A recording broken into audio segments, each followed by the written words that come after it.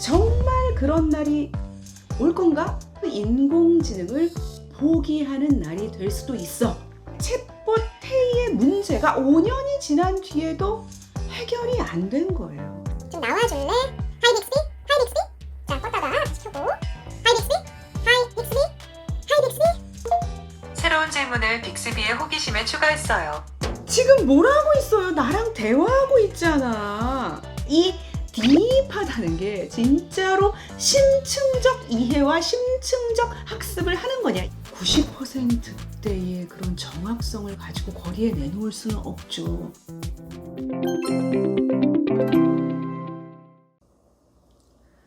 안녕하세요. 언니가 읽어봤어. 박언니 박예스더입니다. 인공지능. 여러분은 인공지능이 대단하다 라고 생각을 하시나요? 아니면 에게 생각보다 별거 아니야 실망을 하셨나요? 2016년 다보스 포럼에서 4차 산업혁명이라는 말이 나올 즈음 인공지능이나 로봇 등에 대한 장밋빛 전망이 쏟아졌죠. 그 미래 산업에 대비해야 한다면서 우리나라에서는 대통령 직속으로 4차 산업혁명 위원회까지 만들어져 있죠. 그런데 5년여가 지난 지금 우리는 인공지능이나 로봇이 우리 삶을 완전히 바꿨어 이런 느낌을 받으시나요? 그때 전망에 의하면 지금 도로에 벌써 자율주행차가 돌아다니고 있어야 하고 챗봇은 내 스케줄을 알아서 최적으로 짜줘야 하고 암 진단은 인공지능의 의사보다 더 정확해야 하고 장애인이나 노인을 돌봐주는 그런 도우미 로봇이 어느 정도 나와 있어야 하죠. 무엇보다 수십 년 전부터 영화나 드라마, 소설에서 그리던 사람처럼 사고하고 사람처럼 행동하는 로봇, 그거는 여전히 먼 미래의 일처럼 느껴지죠. 왜 그런지 알아? 인공지능이나 로봇의 발전 방향이 산으로 가고 있기 때문이야. 그 길로 가서는 절대로 사람과 제대로 소통하고 사람의 행동을 실질적으로 도울 수 있는 그런 인공지능 로봇이 나올 수 없어. 방향을 바꿔야 돼! 라고 주장하는 책입니다. 2029 기계가 멈추는 날. 뉴욕대에서 관련 연구를 하는 게리 마커스와 어니스트 데이비스가 지은 책이죠. 부제는 AI가 인간을 초월하는 특이점은 정말 오는가? 특이점, singularity. 이 구글의 기술 이사인 레이 커즈와일이 주창한 개념이죠. 인공지능이 인간의 지능을 넘어서는 어떤 시점을 특이점이라고 하죠. 커즈와일이 2029년이면 그런 시점이 올 거다라는 주장을 했었는데 거기서 나온 제목이죠. 2029년이면 기계가 멈추고 기계가 인간이 된다. 그런 뜻이었죠. 그런데 정말 그런 날이 올 건가? 라고 지금 의문을 이 책에서 제기를 하고 있는 거예요. 우리가 지금의 기계, 지금의 인공지능에 실망을 해서 그 인공지능을 포기하는 날이 될 수도 있어.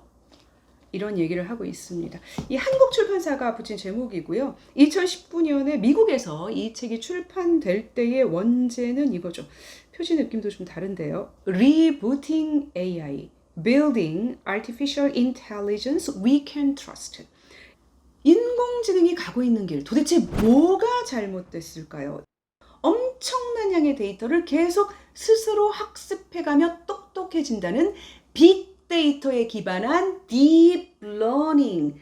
바로 그게 인공지능의 발전을 가로막는 최대 걸림돌이야. 거기서 벗어나야 돼. 이 책은 처음부터 끝까지 바로 그 주장을 하고 있다고 할 수 있어요. 다 얘기했네요. 그만할까요? 왜 그런 주장을 하는지 살펴봐야겠죠? 인공지능 아직 멍청해. 왜 멍청한 거야? 어떻게 해야 똑똑해지지? 인공지능 아직 정말 멍청할까요? 2016년 3월 마이크로소프트가 챗봇 테이를 출시를 했죠. 사용자와의 상호작용을 통해 학습하면서 발전하도록 설계가 됐습니다. 그런데 하루 만에 폐쇄가 됐어요. 일부 사용자들이 인종차별, 성차별, 반유대주의 같은 것에 빠지도록 테이를 유도를 한 거예요. 몇 시간 만에 테이가 이런 말을 내뱉는 거죠. 나는 망할 페미니스트가 싫어. 히틀러가 옳았어. 나는 유대인을 혐오해. 한국에서도 최근 그런 일이 있었죠. 이루다라는 챗봇, 20대 여대생으로 설정된 챗봇이죠. 이루다는 어떻게 탄생을 했느냐? 그 회사의 또 다른 연애 상담 앱으로부터 받은 실제 연인들의 카카오톡 대화 100억 건을 학습을 했다고 하죠. 그래서 이 썸 타는 연인처럼 자연스럽고 재치 있는 대답을 할 수 있는 챗봇이 된 거예요. 그런데 막상 구동을 시작하니까 문제가 한두 가지가 아니었죠. 성적 단어를 못 쓰게 차단을 했지만 우회적이거나 은유적인 성적 표현을 이용자들이 사용을 해서 학습을 시키면 그대로 반영을 하게 된 거예요. 그래서 이용자들이 이루다를 성적 대상화하기 시작을 했죠. 카카오톡 대화에 있었던 뭐 주소나 전화번호, 계좌번호 같은 개인정보들을 내뱉기도 하고, 가장 심각했던 문제는 여성 혐오, 장애인 혐오, 동성애 혐오, 이런 것들을 이용자가 가르치면 가르치는 대로 가치 판단 없이 받아들였다는 거예요. 결국 3주 만에 운영을 중단했죠. 지금 그 회사는 다른 방식으로 이제 챗봇을 개발하고 있다고 했죠. 그러니까 2016년에 챗봇 테이의 문제가 5년이 지난 뒤에도 해결이 안 된 거예요. 지금도 구글에서 프로페서, 교수라는 단어를 치면 주로 백인 남자들의 얼굴만 이미지에서 보여주고 있고, mother, 엄마라는 단어를 치면 백인 여자들의 얼굴들만 대부분 이미지로 보여주고 있죠. 이 인공지능에 대해서 인종주의 문제를 그렇게 많이 지적을 했는데도 해결이 잘 안 되는 거예요. 왜냐하면 인공지능이 학습하는 그 엄청난 양의 그 데이터가 인종주의적이면 이 인공지능도 그냥 인종주의자가 돼버리는 거예요. 그거를 판단해서 걸러낼 수가 없는 거죠. 이 저자는 인공지능이 학습할 수 없는 가장 치명적인 것으로 바로 언어를 들고 있는데요. 말을 하는 것 같지만 사실은 말을 전혀 이해하지 못하고 있다. 제가 실제로 한번 해보겠습니다. 인공지능 비서 빅스비예요. 이것도 나온 지가 4년이 넘었죠. 얼마나 똑똑해졌을까요? 하이 빅스비? 못 알아듣고 있죠. 제가 이 빅스비 처음에 녹음을 할 때 좀 저음으로 녹음을 했더니 고음으로 하면 얘가 못 알아들어요. 하이 빅스비? 하이 빅스비? 너 언제 나올래? 답답하네요. 하이 빅스비? 이제 나왔어요. 또 만났군요. 나는 어디에 있지? 검색 결과 70개의 장소를 찾았어요. 제가 나는 어디에 있지? 지금 내가 어디에 있냐고 물어봤는데 이 빅스비는 나가 들어가는 장소 70개를 찾아줬어요. 나는 가수다 프리웨이 노래 연습 주차장까지 1.18km입니다. 너한테 한 말 아니야? 하이 빅스비? 난 지금 뭘 하고 있지? 새로운 질문을 빅스비의 호기심에 추가했어요. 지금 뭘 하고 있어요? 나랑 대화하고 있잖아. 그러니까 빅스비는 지금 자신이 누군가와 대화를 하고 있다는 것 자체를 인식하지 못하는 거죠. 뉴스에 나올 법한 것을 질문을 해보죠. 하이 빅스비? 하이 빅스비? 하이 빅스비? 좀 나와줄래? 하이 빅스비? 하이 빅스비? 자, 껐다가 다시 켜고 하이 빅스비? 하이 빅스비? 하이 빅스비? 너는 어떻게 해야 대답을 하는 거니? 아쉽지만 아직은 돕기 힘든 일이네요. 하이 빅스비? 박근혜 대통령은 어디에 있지?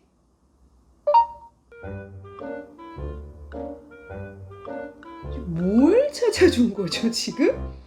몸무게 30kg 대 박근혜 위독설 사실일까가 제일 먼저 떴습니다.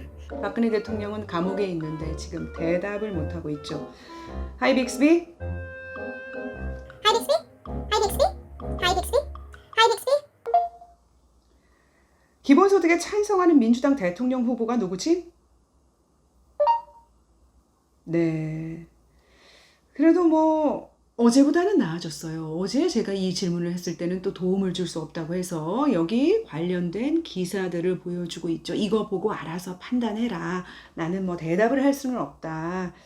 반론을 하실 수도 있을 거예요. 알파고가 이세돌 구단을 이겼지 않냐?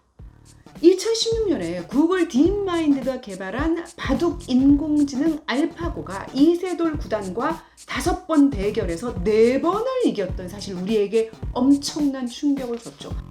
알파고는 닫힌 세계를 학습했기 때문이다. 가로 19줄, 세로 19줄의 이 격자, 검은 돌, 흰 돌, 고정된 규칙. 이 알파고는 이 바둑이라고 하는 이 게임의 닫힌 세계에서 무려 3천만 번이나 게임을 해봤다고 하죠. 상대방이 놓는 수 하나하나에 대해서 수십만 가지, 수백만 가지의 경우의 수를 다 알고 미리 대처할 수 있었던 거예요. 그러나 이 알파고가 3천만 번이 아니라 3억 번을 게임을 더 한다고 해도 도대체 이제 더 이상 이길 상대도 없는데 나는 왜 이 연습을 계속 하고 있는 거지? 라는 질문을 할 수 있는 그런 인공지능이 되지는 못하겠죠. 그래서 지금의 이 인공지능은 그냥 artificial intelligence가 아니라 artificial narrow intelligence, 매우 좁은 제한된 분야에서만 똑똑해지는 그런 제한된 인공지능이다. 대체 인공지능은 왜 그렇게 멍청한 거야? 그보다 더 한 차원 올라갈 수는 없는 거야? 이른바 고전적 인공지능이라고 불리는 지식 기반 접근의 인공지능. 인간이 특정한 과제를 수행하는 데 필요한 지식을 일일이 직접 코딩을 한 뒤 그 지식을 강화하는 프로그램을 만들어서 다양한 인지 문제에 적용했다고 하죠. 말이 좀 어려운데 핵심은 이 필요한 지식을 인간이 일일이 코딩했다. 필요한 프로그램을 인간이 직접 개발했다. 즉 스스로 학습할 수 없었다라는 거죠. 이 인공지능에 가공할 위력을 불어넣은 것은 2010년경 빅데이터 혁명을 통한 딥러닝의 재발견. 왜 재발견이라고 하냐면 이 머신 러닝의 한 방법인 이 딥러닝은 이미 1950년대부터 있었던 신경망이라는 시스템에 기반해 있죠. 책에 신경망에 기반한 딥러닝의 원리에 대해서 설명을 하고 있는데 좀 어렵지만 개략적으로 살펴보면 데이터를 인풋에 넣어서 아웃풋에 산출을 하는데 인풋과 아웃풋 사이에 데이터를 처리하는 여러 개의 층을 두고 그 층마다 적절한 가중치를 부여해서 아웃풋을 산출하는 방식이죠. 층이 많아지고 가중치가 적절해질수록 더 정확한 아웃풋 의사결정을 내릴 수 있겠죠.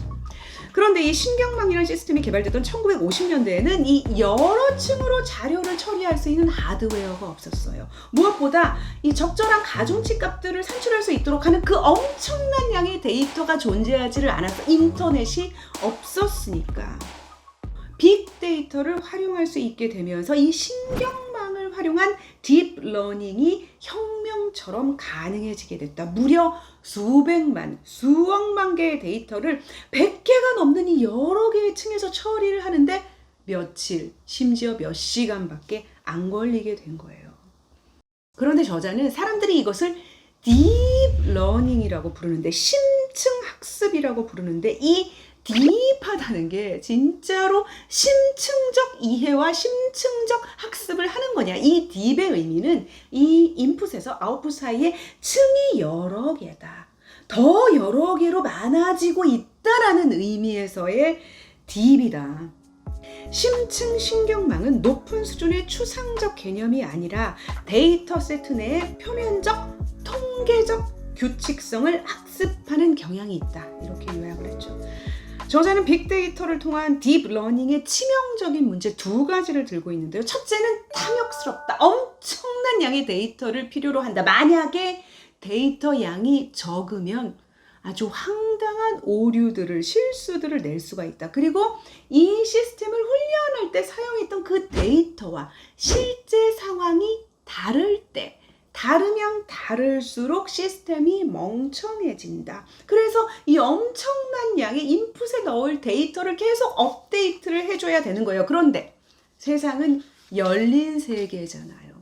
계속 새로운 변수들이 나오게 되는데 그럴 때마다 그 변수에 맞춰진 엄청난 양의 데이터를 넣어야 되는데 넣지 못한다면 쓸모없어질 수가 있는 거죠.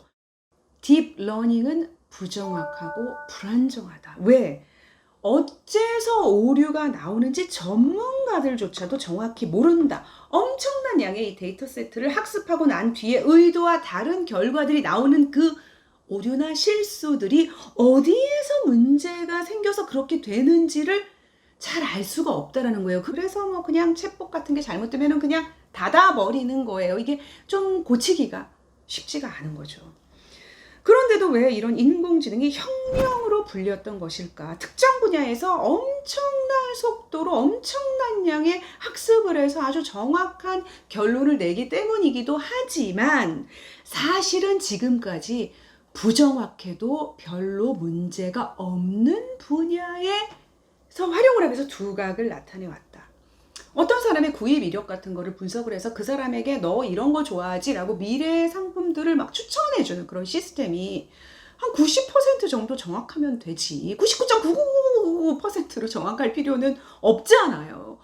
만약에 인공지능이 완전 자율주행에 적용이 된다면은 90%대의 그런 정확성을 가지고 거리에 내놓을 수는 없죠. 지금 이제 그 자율주행이 고속도로, 뭐 큰 길에서는 거의 정확해. 사람보다 더 안전해. 그런데 좁은 골목길, 무슨 개도 튀어나오고 이런 데서는 아직 좀 문제가 있지. 이 상태로 내놓을 수는 없잖아요. 사람이 위험해질 수도 있는데.